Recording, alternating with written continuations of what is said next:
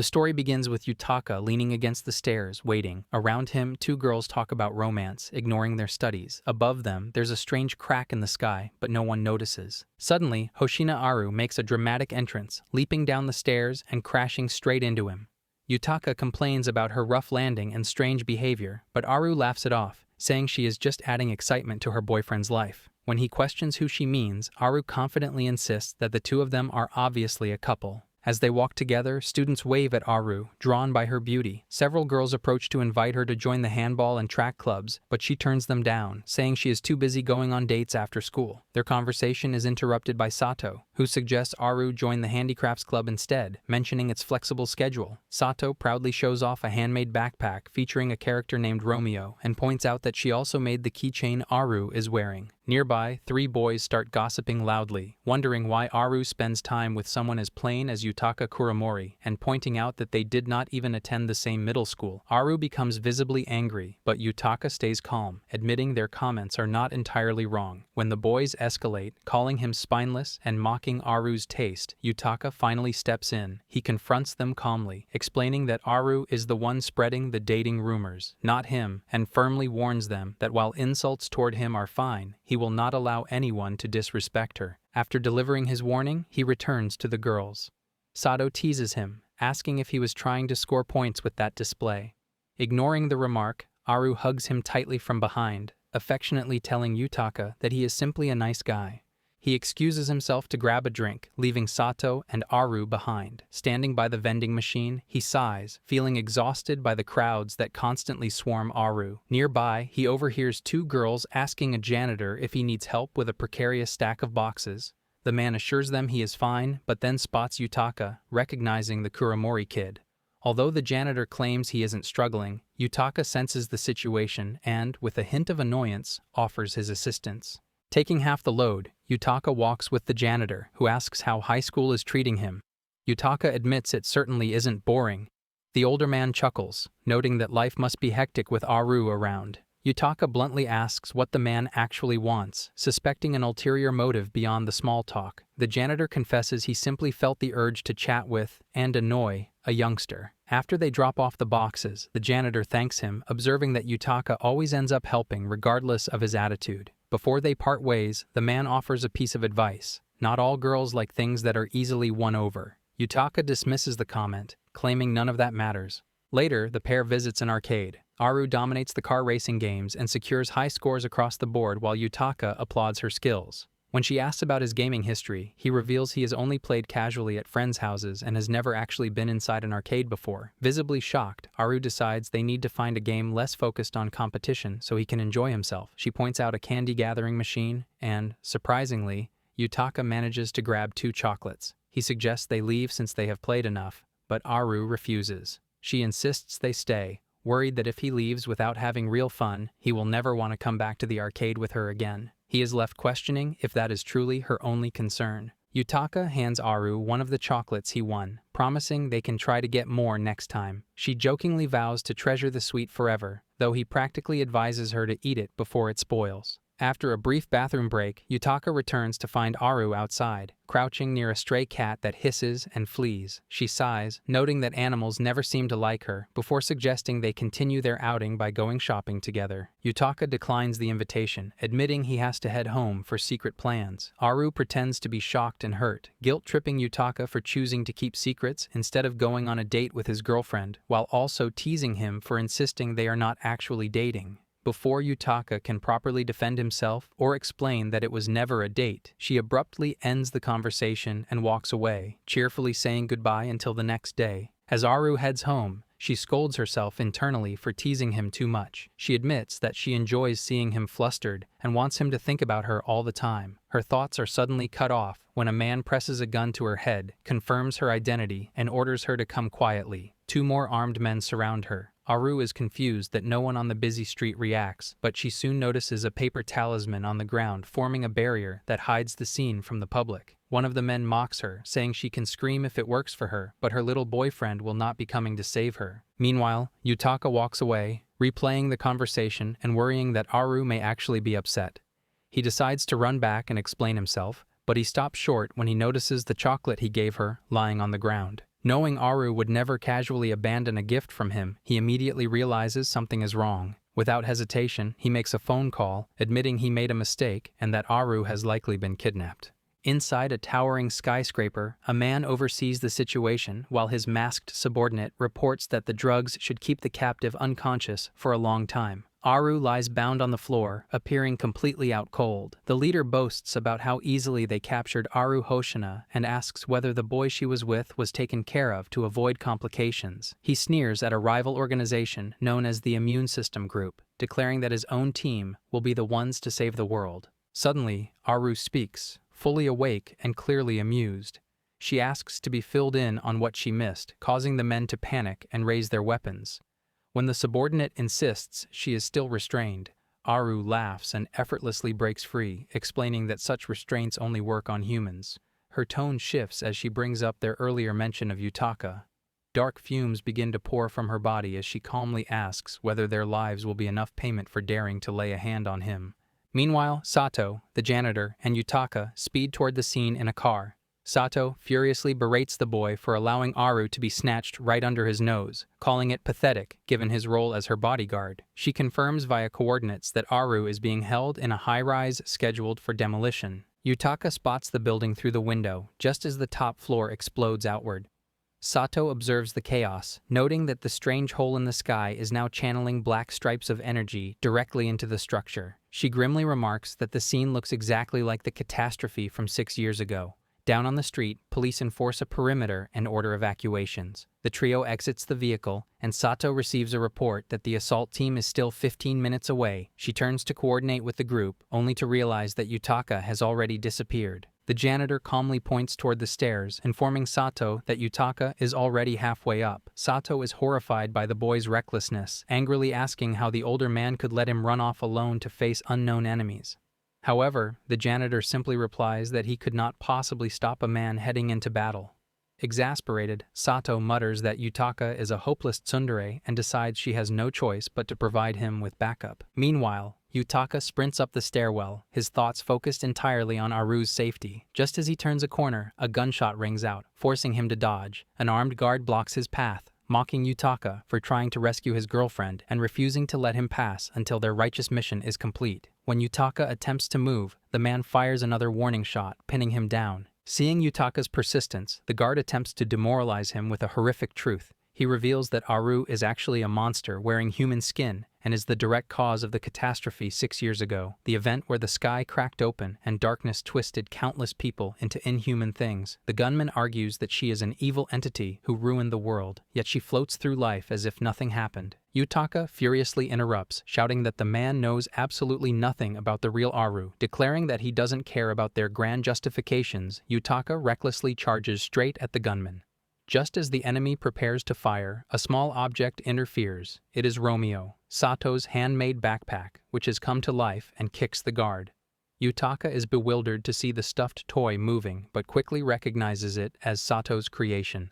Suddenly, a massive explosion rocks the floor above them. Realizing they are running out of time, Yutaka urges the doll to follow him and resumes his sprint up the stairs. He whispers to Romeo, telling the doll that he is counting on him to handle the situation outside. As he pushes forward, his mind drifts to the catastrophe that started it all. 16 years ago, cracks appeared in the sky as a warning of the world's end. Then, 6 years ago, those cracks tore open into otherworldly voids that swallowed cities whole. A mysterious disease emerged from those voids, infecting the planet and spreading without pause. Yutaka knows the truth that most do not. The foreign body who brought that pathogen to this world is none other than Aru Hoshina. Upon entering the upper floor, Yutaka steps into a surreal environment where gravity seems to have failed. Debris floats in the pitch-black darkness, suspended mid-air. He navigates through the gloom until he finds Aru, who is floating in the center of a swirling black mist. Half of her face is covered in a dark, corrupted substance, marking her as the zero-class hostage. Aru turns to him, her voice casual despite her terrifying appearance. She complains that the kidnappers were mean to her, drugging her, tying her up, and even shooting at her. However, her demeanor shifts instantly when she notices the injuries on Yutaka's face. Her expression turns icy, and the dark energy around her spikes threateningly as she demands to know who hurt him, implying she will destroy the entire building if it was one of her captors. Quickly, he intervenes to de-escalate her rage. He lies, assuring her that he is fine and that his injuries were likely just collateral damage from getting caught up in her rampage. Aru accepts this explanation and apologizes, though she immediately pivots to seeking praise. She argues that since the men were trying to kill her, she actually showed great restraint by only killing them in self-defense. Yutaka hesitantly agrees that she sort of held back, prompting her to hug him tightly and demand more praise. Yutaka feels the intensity of her emotions in this form and gently pushes her away, reminding her that the government agency will arrive any minute. Aru dismisses the threat, suggesting they put on a show for them, but Yutaka refuses. Instead, Aru gazes out at the destruction, remarking on the surreal beauty of the view and wondering if the actual end of the world will look similar. Yutaka stands beside her, admitting that he finds the view strangely calming. Remembering his promise, he pulls a chocolate from his pocket and hands it to her. Aru immediately notices it isn't the almond one she dropped earlier, but Yutaka firmly tells her she isn't getting the one that fell on the ground. Eating the sweet treat visibly calms Aru, causing the ominous black shadow to retreat into the crack in the sky. Aru returns to her normal human appearance just as Sato arrives at the scene, shouting her name. Simultaneously, agency guards swarm the area, detaining the surviving kidnappers. Sato anxiously checks her for injuries and insists on a precautionary medical checkup, much to the girl's annoyance. Afterward, Sato sits down in front of Romeo, the living backpack, thanking the doll for its hard work. She notes that they were only able to locate the pair by tracking Chuck, the keychain attached to Aru's bag. Turning her attention to Yutaka, Sato scolds him for recklessly charging into a hostage situation, teasingly asking if it was the power of love. He denies the romantic notion, explaining that he simply felt responsible for her safety. Sato scoffs at his nobility, pointing out that conventional weapons couldn't possibly scratch Aru. She suspects the girl likely allowed herself to be kidnapped just to get his attention. Meanwhile, the janitor asks for assistance as the guards haul the prisoners away. The leader of the kidnappers mutters a dark realization: the agency hasn't killed Aru Hoshina, not out of fear, but because it is impossible. He rants about humanity living in perpetual fear of the apocalypse, but Sato shuts him down. She retorts that he is the one who put the city in unnecessary danger, while the agency actively researches ways to detoxify Aru. Once the area is secure, the janitor teases Sato, asking if she feels lonely now that Aru has been stolen by a boyfriend. Sato vehemently denies the accusation, clarifying that she is simply worried about entrusting the fate of the world to someone like him. Eventually, Aru finishes her medical checkup and rejoins Yutaka. On their way home, she apologizes for ruining the plans he mentioned earlier. He dismisses her concern, revealing that his secret plans were actually to attend bodyguard training to better protect her. Aru is thrilled by this revelation, expressing a desire to see his stronger side. However, Yutaka internally acknowledges the grim truth. He is not a bodyguard in the traditional sense. His true job is to keep Aru in a good mood, for a single bad mood could wipe out humanity in the blink of an eye. His role is to push back the apocalypse by keeping her calm. Aru, unaware of his internal monologue, teases him about blushing and holds his hand. She tells him that if he wants to protect the world, all he has to do is make her happy. Looking at her, Yutaka admits to himself that he doesn't really care about saving the world. Despite being the enemy of humanity, his girlfriend is incredibly cute. The next day at school, a teacher summons Aru Hoshina to the guidance office. Aru visibly flinches, insisting she hasn't done anything wrong, but the educator points out her attire. She is wearing a black shirt and a non-regulation tie, a clear violation of the uniform code. Aru argues she looks better this way, but the teacher dismisses the excuse, taking her in for a lecture while sending Yutaka on his way. As Yutaka leaves, other male students swarm him, demanding to know if he is really dating Hoshina. When he evasively claims it is just what she tells people, the boys groan in jealousy. They warn him that Aru can have any guy she wants. If she finds him boring even for a second, their relationship will be over. He acts concerned but internally scoffs at the warning, thinking that the chance of Aru losing interest in him is practically impossible given her intense attachment. Later, Yutaka waits outside Aru's house. Inside, she frantically searches for her phone before rushing out to meet him. Yutaka is momentarily stunned by her appearance, but is distracted when he notices a figure staring at him from inside the house. He attempts to say hello, but the girl immediately slams the door shut. Aru casually calls out to her sister, Rui, reminding her to lock up. While they walk, Yutaka asks if Rui dislikes him. Aru laughs, describing her sister as a sicko and recalling how hilarious Rui's reaction was when she learned about her boyfriend. Yutaka is surprised that she talks about him at home, but he keeps his thoughts to himself. Internally, he finds it anticlimactic how normal her family feels, suspecting they have no idea what Aru truly is. His mind drifts to the onset 6 years ago. Darkness flowed from a hole in the sky, creating hell on Earth and engulfing a 2-kilometer radius around a specific elementary school. Consequently, the government established the universal immune system to deal with the foreign bodies causing these global abnormalities. Eventually, the couple arrives at a secure building. While Aru breezes through, the security guards subject Yutaka to a thorough check. She complains that he should pass via facial recognition by now, but Yutaka notes he doesn't get VIP treatment. He observes the guards' stiff demeanor, realizing they are terrified. Carelessly offending Aru could trigger a global emergency. Yutaka realizes that a body search is pointless for Aru because weapons like blades or bombs would not change her threat level. She is the foreign body who invaded the world and caused the sky to crack. She is the living root of the global crisis. Subsequently, the pair arrives at Laboratory Number 2, where Aru cheerfully greets Professor Kyoko Ibe. The professor beams, complimenting Aru on her cute appearance while shooting a glare at Yutaka. Aru basks in the praise, eager to finish the medical checkup quickly so they can go on their date. Yutaka clarifies it is just a movie, but Aru insists it counts as a date. Kyoko teases Yutaka for his unmanly response, warning him that she has watched over Aru since elementary school and will not forgive him if he makes her cry. Just as Yutaka prepares to submit his paperwork, an emergency alarm blares through the speakers. An abnormal space, described as a metastasis of the tumor, has been detected in Kajibar City. These tumors are infernal spaces that first formed 6 years ago, and while the originals were confined within walls, smaller ones continue to appear worldwide. Consequently, Kyoko apologizes, explaining she must leave immediately to collect samples from the site since members are scarce. Later, at a restaurant, Aru complains that their trip to headquarters was a waste of time. Yutaka asks if she could potentially remove the tumor herself, but she denies it.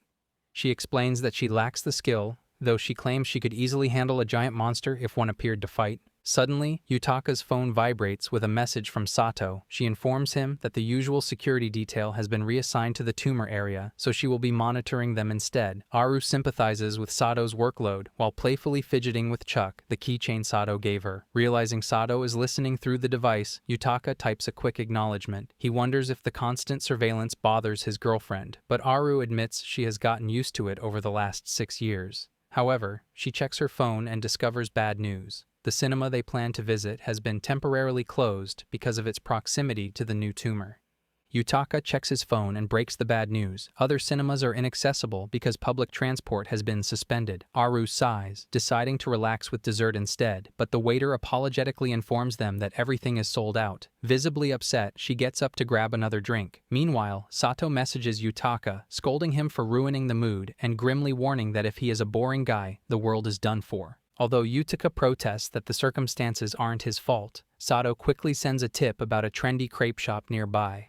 When Aru returns, Yutaka suggests going there. She asks what a crepe is, but immediately agrees when he mentions it is a popular spot. Yutaka offers to treat her, explaining that since today has been unlucky, she deserves to have at least a little bit of fun. However, Aru questions his motive, noting it is weird that she is the only one being cheered up when the bad luck hit both of them. She asks if he is doing this because of the job the organization gave him. When he admits that is kind of part of it, she grows angry, but coldly agrees to head to the shop anyway. Simultaneously, at the tumor location, a team reports to Professor Kyoko that the anomaly has shrunk from 5 meters to 3 and is trending toward natural disappearance. Since the formation occurred in a car park with no casualties, Kyoko laments coming all this way for nothing. Nevertheless, she orders a drone sent inside to inspect it just in case. Later, Aru eats her crepe under an umbrella while Yutaka watches her. He internally worries about the warning that being boring could end the world, questioning if Aru would even be satisfied by the same things that make ordinary girls happy. As he ponders this, he spots Sato lurking in the bushes nearby. Yutaka grows nervous as he spots Sato in the distance, gesturing for him to feed the couple's Aru. Following the silent command, he hesitantly offers his crepe to Aru, asking if she wants a bite. Aru skeptically asks if this is part of his job, but he insists he just wants to trade tastes. She accepts the offer, enjoying the classic chocolate banana flavor, before offering her own in return. Yutaka takes a bite, only to be hit by a bizarre combination of matcha tiramisu, wasabi, mochi, and whipped cream. When he comments on her consistently strange choices, Aru smiles, happy that he knows her taste so well, while Sato watches approvingly from the bushes.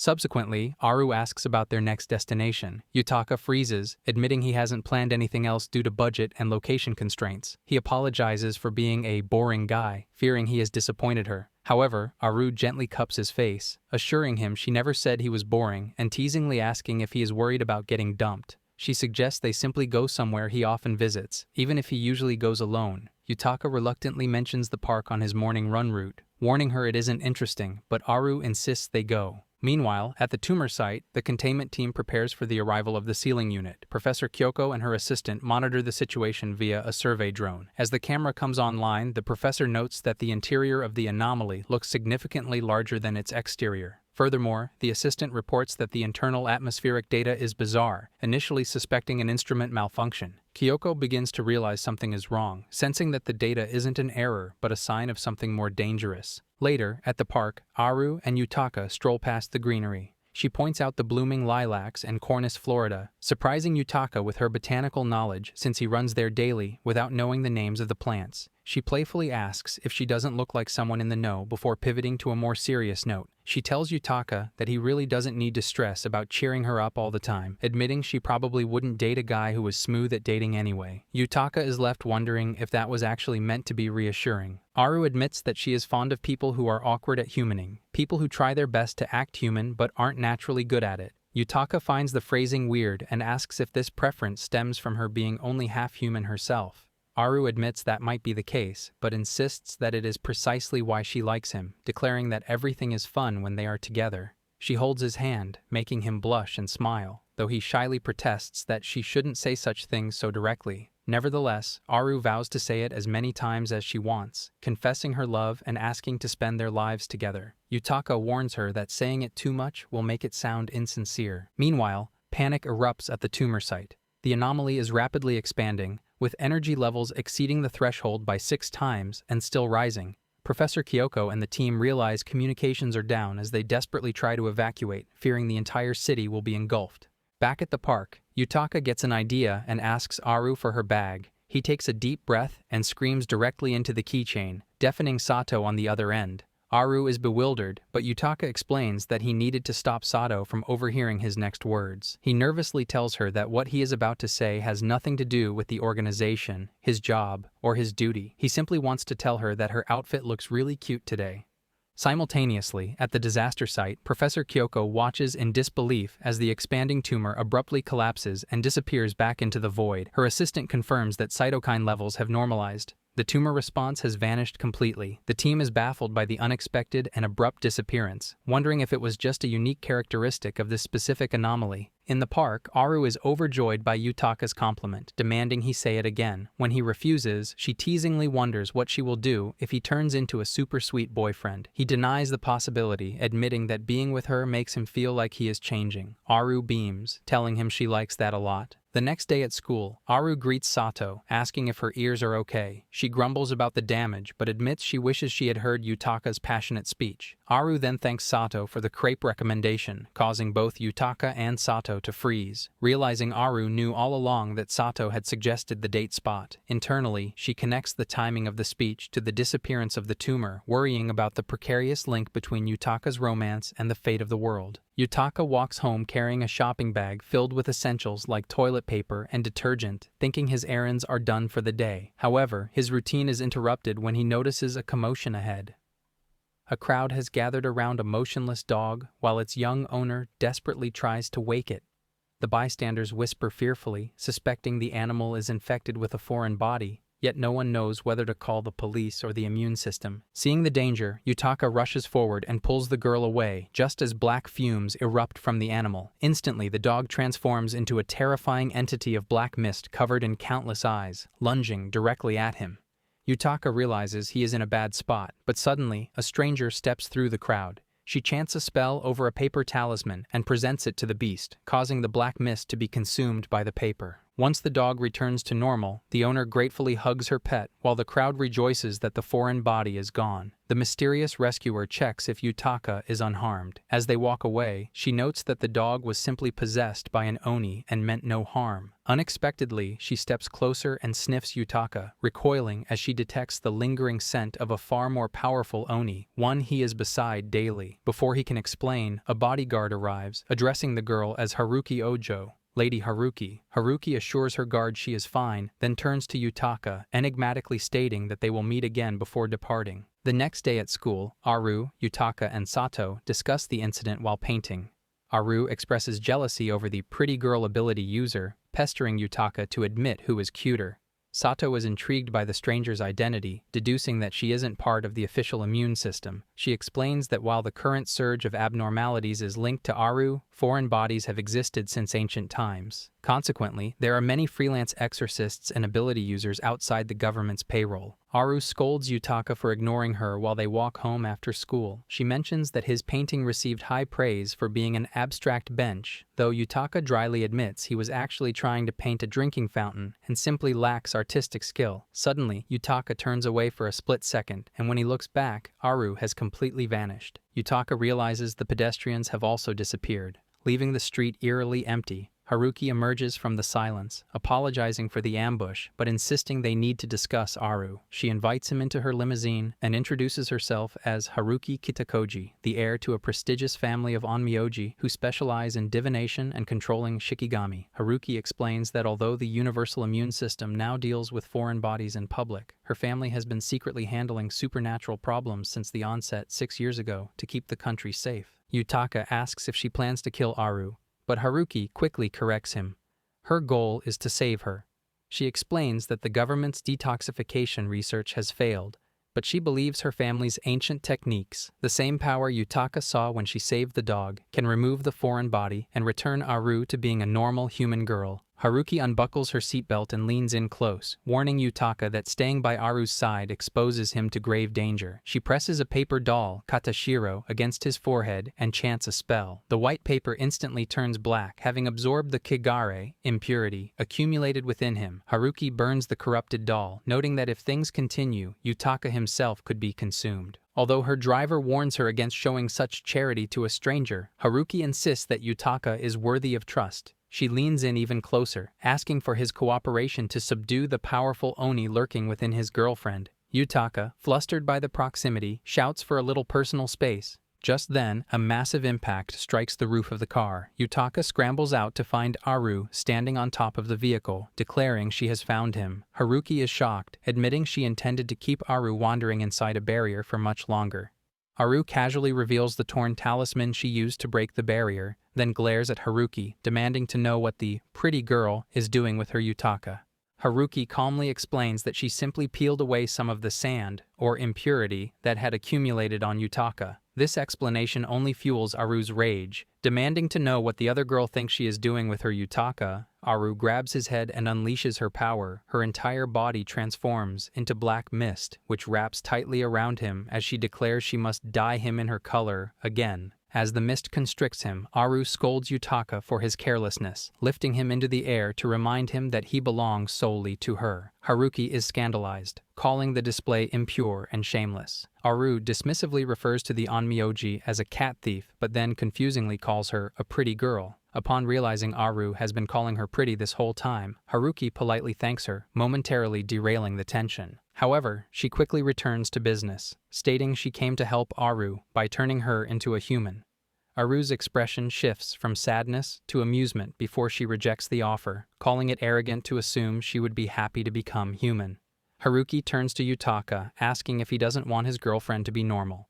Yutaka firmly replies that if Aru herself dislikes the idea, it isn't his place to say otherwise, adding that he knows her much better than Haruki does. Annoyed by their refusal, Haruki decides to use force. She produces a swarm of Katashiro paper dolls and fires them at the couple. Instantly, the paper dolls burn away before they can make contact. Aru prepares to counterattack, ready to give the exorcist a beating, but Yutaka stops her. He urgently tells her to hide her shadowy tentacles because the barrier has broken, and bystanders are beginning to notice the dented car and the commotion. Realizing that neither of them wants to cause a public scene, Haruki agrees to retreat. She asserts that her retreat is not due to a lack of power, but simply a strategic withdrawal. Vowing to fulfill the Kitakoji family mission eventually, she bids them farewell and vanishes. Afterward, Aru complains about the encounter, scolding Yutaka for getting into a stranger's car and warning that they could have been bad guys. When Yutaka argues that Haruki didn't seem like a bad person, Aru retorts that she would have abducted him in that situation. She corrects herself, noting that as his girlfriend, she can legally do whatever she wants with him. Yutaka sighs, telling her she is being too clingy and should try being a little shyer. Aru suddenly becomes insecure, asking what his type is and if he would prefer someone refined like Haruki. Before she can spiral further into jealousy, asking what he would do if she changed, he interrupts her by placing his hand on her head and shaking it vigorously. She asks him to pet her more, prompting him to ask if she is a dog, although Aru complains that her hair is messed up. He points out that she looks undeniably happy. Here I am, know it's been a while.